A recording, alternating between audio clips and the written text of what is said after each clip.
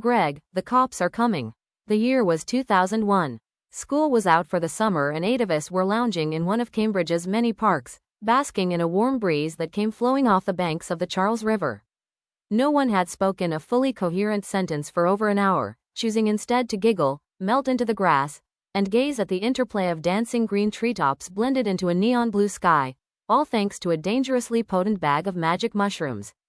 At some point, I had the brilliant idea to suggest, let's all go back to my house and play Mario Kart. We rampaged through the front door and up the stairs, a pack of insolent teenage hyenas overflowing with testosterone, pheromones and psilocybin, squeezing into my room to pass around 4 Nintendo 64 controllers and 4 bowls packed with weed. The posters on the wall came to life. On my left, Michael Jordan and the '92 Dream Team. On the right, Jim Morrison, Hunter S. Thompson, and George Carlin. Billowing around us was smoke we blew in the general direction of a slightly cracked window on the other side of the room.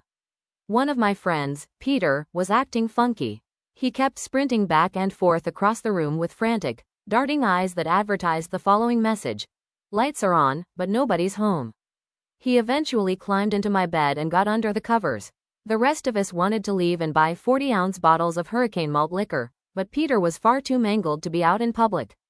What did we do? Left him in bed, turned off the lights, and hoped for the best, totally normal behavior for 3:30 p.m. on a Tuesday.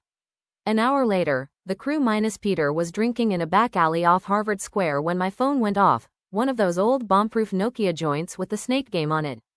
I could barely make out the caller ID because my entire field of vision had split into 64 squares like a chessboard.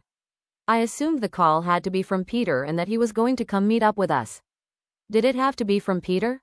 No, but also yes, because there was no other alternative. The universe had reached singularity in my enlightened mind.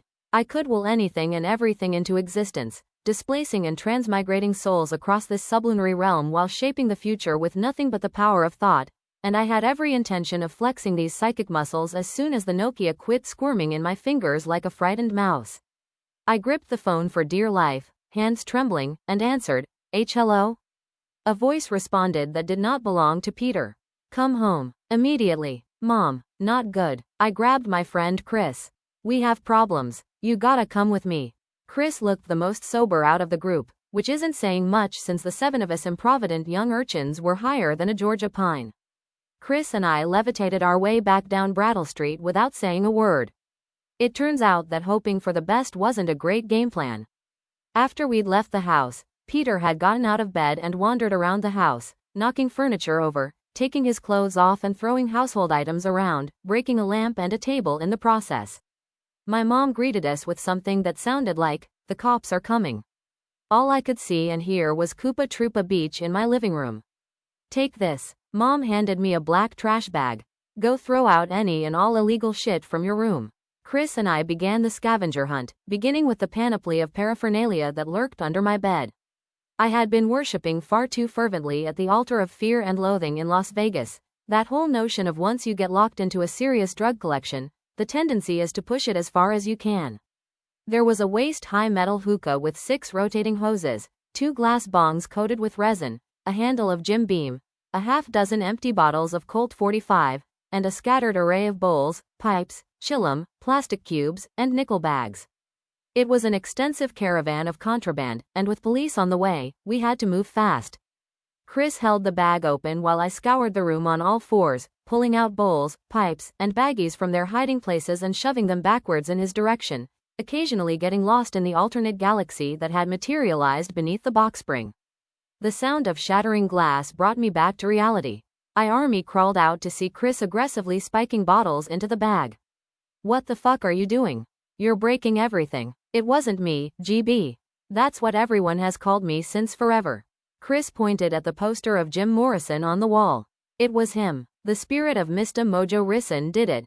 He took a swig of the handle of Jim Beam before dropping it into the trash bag, adding to the cacophony of broken glass. I jumped up and grabbed him by the collar. "You have got to be the dumbest rock in the goddamn box. Hurry up and help me get all this shit in the bag before the police show up." The trash bag groaned under the weight of all the deposits, but somehow, it appeared that we'd be able to fit everything. That was before we found 24 Labatt Blue bottles in the closet.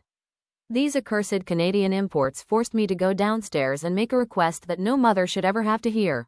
Mom, I need a second trash bag. I got the trash bag and got grounded at the same time. Thankfully, the police never came inside the house. Believe it or not, I didn't always have a deviant streak. For the first 7 years of my life, I was a perfect angel of a kid, dealt a great hand at birth and raised with love by both parents. Mom and Dad come from similar backgrounds, families that immigrated from Europe with only the lint in their pockets. Mom's side of the family is first-generation Holocaust survivors from Budapest. Dad's side, pre-war refugees from Russia and Germany. All of it is standard-issue American dream, two parents working tirelessly their whole lives to provide a life for their kids better than the one they were afforded growing up.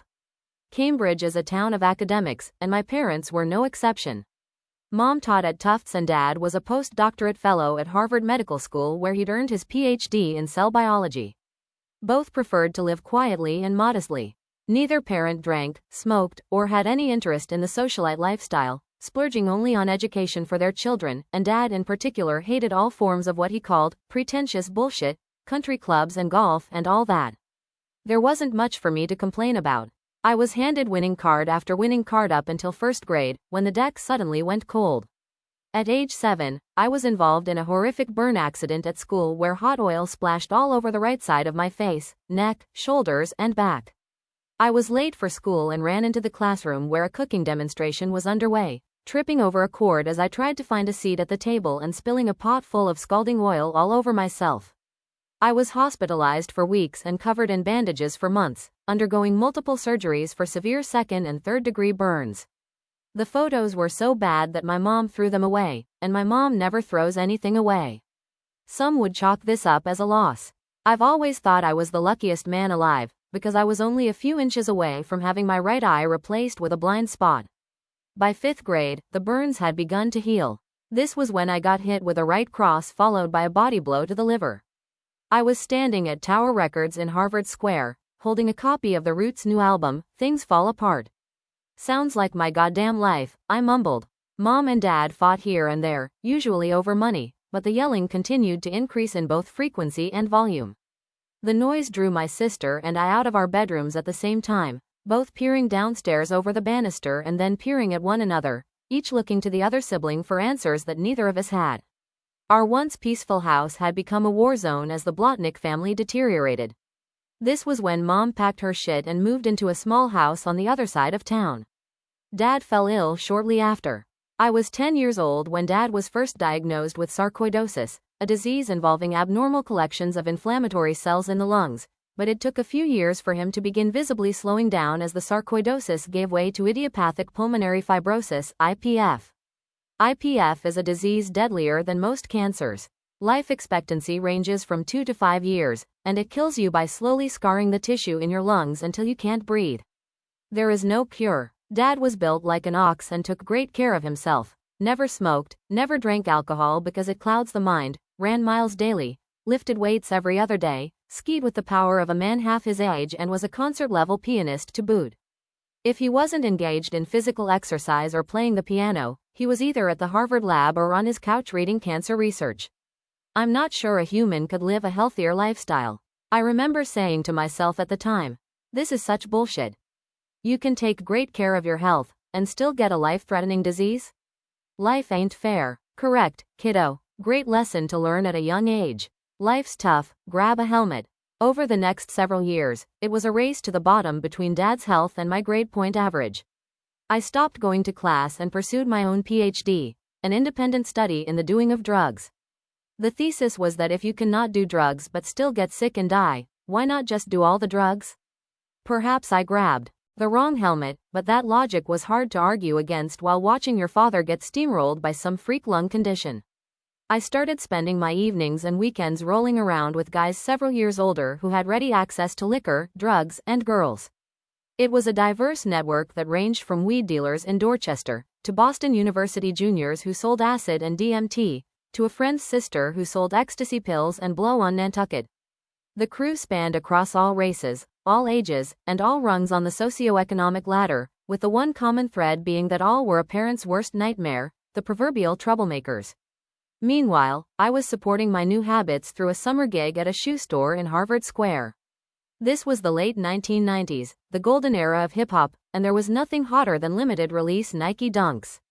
I had stumbled into an arbitrage thanks to my employee discount, where I'd buy all the new releases 25% off, take them home, flip them for triple the sticker price on some new website called eBay, and then reinvest all the proceeds into the next limited release that dropped. It was a lucrative daytime hustle, and at night, I had also discovered the timeless child of divorce arbitrage. Mom, I'm going to Dad's. Click. Dad, I'm going to Mom's. Click. The prestige. If it isn't obvious, I didn't have much by way of parental supervision or discipline. It wasn't either parent's fault. Dad was getting sicker by the day and Mom had her hands full. My sister was mostly at Mom's house, I was mostly at Dad's because I felt guilty leaving the man alone, and I was mostly high, mostly drunk, or both, no matter where I was located at the time. If I'd had an ounce of maturity, I would have realized that all I needed to do was get good grades and I stood a fighting chance at being admitted to the world's best undergraduate program, which was right down the block. Instead, I was sitting in a Boston College dorm room drinking Robitussin and listening to Led Zeppelin's No Quarter on repeat for 6 hours. By the time I remembered that I was supposed to be at Model UN that day, all the cough syrup I drank made me vomit so hard that I shit my pants. Some blame falls on the fact that I had wicked bad ADHD, which went undiagnosed as a kid. Mom would ask, "What's new, Greg?" My response was always the same. I'd throw my arms in the air and yell, "Everything." I'm still the same way today. That said, it would be a cop-out to blame everything on attention deficit disorder. My priorities were smoking blunts, chasing girls, and Nintendo 64, with class as a last resort in case those options were unavailable. Every teacher had the same conclusion. This isn't a bad kid, he has potential, he has a god-awful family situation that he's dealing with, but leaving all that aside, young Gregory simply does not give a rat's ass about school. They were right, you couldn't tell me nothing. But if you have a 2.5 GPA because you never even attended class in the first place, that's not attention deficit. It's maturity deficit. Meanwhile, that god-awful family situation continued to deteriorate. It was my junior year of high school and Dad had just been hospitalized for the 17th time. Pounds rapidly melted off his muscular frame as his breathing grew heavier and more labored. He had now been put on oxygen tanks, administered by a revolving door of in-home nurses, as a layer of sepulchral gloom slowly coated the interior of the home on Brattle Street. When your father's health deteriorates during your formative years, it transforms your life. You're forced into the man of the family role as a teen. Whether that's a fair expectation of you or not, you fill that patriarchal void. There comes a time in a man's life, wrote Malamud, when to get where he has to go, if there are no doors or windows, he walks through a wall. I loved my mother and sister and took it on myself to protect them, because if I didn't, well, who the hell else was going to? It felt like some sort of biological or animalistic instinct had kicked in. I became a weightlifting fanatic, packing on 25 pounds of creatine-fueled muscle to make up for the muscle my father had lost, and showed up to football practice that year at 5 feet 10 and nearly 200 pounds. But physical strength was no match for the overwhelming emotional strain. Heading into my senior year, Dad was now being hospitalized for weeks on end, and the pain I felt was growing unbearable. There are two ways a young man can approach a situation like this. One is to cope with the torrent of emotions and feelings by processing them as they arise. This is the healthy choice. The other choice is to strap in and remain perpetually numbed by a fusillade of drugs and booze as you stuff all those unwanted feelings down the green Super Mario pipe to be repressed, thus ensuring that they will manifest themselves later in life in unpredictable ways and with unpredictable timing. You can probably guess which path I chose, jamming it straight down the pipe and welding it shut with thick layers of blunt smoke and malt liquor. The emotions were just too much to handle. It was hard to watch him suffer physically, but it was even harder to watch him suffer psychologically. He wasn't just losing the ability to participate in the activities he loved. The loss of his physical strength meant he was losing his ability to be an active and involved father. As the maxim goes, the healthy man desires many things, the sick man desires just one thing. All Dad wanted was his health back, and instead, he was imprisoned in his own house. There was one activity that hadn't been snatched away from him, playing the piano. Morning, noon, and night, I could hear beautiful sheet music, usually Schubert, floating up the stairs, drifting over the banister and seeping under the gap in my bedroom door, vaporizing the thick melancholic smog that permeated the house. These sonic affirmations of life refilled my hopes that his pain was only temporary, that his health would bounce back and then everything would return to normal. When the piano music stopped, I knew his time was coming. Dad passed away just after my 18th birthday. He had a packed house for his memorial service at Boston's Church of the Advent, and I stood alone in a back room, straightening my tie, preparing the speech I'd worked for weeks to write and telling the kid in the mirror, "You got this," all with the feigned confidence of a kid who knew damn well he didn't got this at all. The speech started out smooth, but I couldn't get to the end without choking up, tears streaming down both cheeks as I delivered the closing line. "Make sure each and every one of you appreciate your father, because he could be gone tomorrow." It's been nearly 2 decades and I still give the exact same advice. The day your father dies is the day you officially become a man.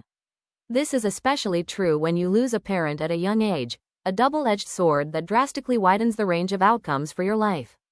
2/3 of prime ministers and 1/3 of U.S. presidents lost a parent before the age of 16.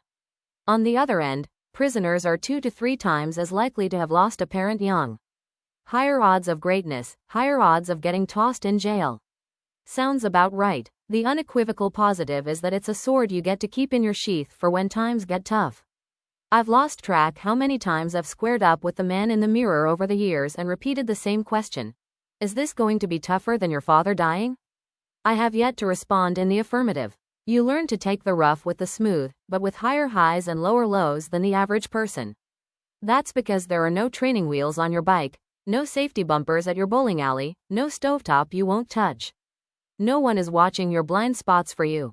Thus, the way you learn is by careening around recklessly, crashing into shit and pushing boundaries. A character trait best described by the great Charlie Murphy as a habitual line stepper. Sometimes you take a risk others wouldn't and become president or prime minister. Sometimes you take a colossally stupid risk that lands you in a jail cell if you're lucky, a hospital if you're unlucky, and a graveyard if your luck ran out. The upside of all this experience is that you end up unusually wise, resilient, and self-reliant compared to your peers. That's what happens when you learn all your lessons the hard way. "We can be knowledgeable with another man's knowledge," wrote Montaigne, "but we cannot be wise with another man's wisdom." You also develop an innate sixth sense for when you've met someone else who lost their father young. Tough to put into words. An authenticity, a center, natural leadership qualities that get forced upon you when you operate with no backstop, and probably a surplus of testosterone. There's an unshakable sense of optimism, like Pangloss from Voltaire's Candide, except one earned from failing and bouncing back over and over. At some point in the ongoing emasculation of America, these same character traits garnered the labels of toxic optimism and toxic masculinity, and in a year full of guilty pleas, I suppose I have no choice but to enter 2 more. The final trait can only be described by memento mori, which is Latin for your dumb ass is going to die someday. The intimate familiarity with and remembrance of death stays with you, rendering all future problems irrelevant in comparison. Whenever a friend is arguing with a parent over something petty, I'm forced to dispense the same advice as at the Church of the Advent. They could be gone tomorrow, homeboy. Doesn't matter if they're old and cranky and rude. Be the bigger man. That perspective, the reminder that things could always be worse, usually helps set people's heads straight. One of the peculiarities of human nature is that we enjoy being exempt from struggles we see plaguing other people, almost as if we derive a sick, sadistic, and semi-voyeuristic sense of well-being from it. I assume that's why you are here in the first place, dear reader, and so we'll keep this riches to rags story moving forward to the part where the real world gives young Gregory Blotnick a warm welcome.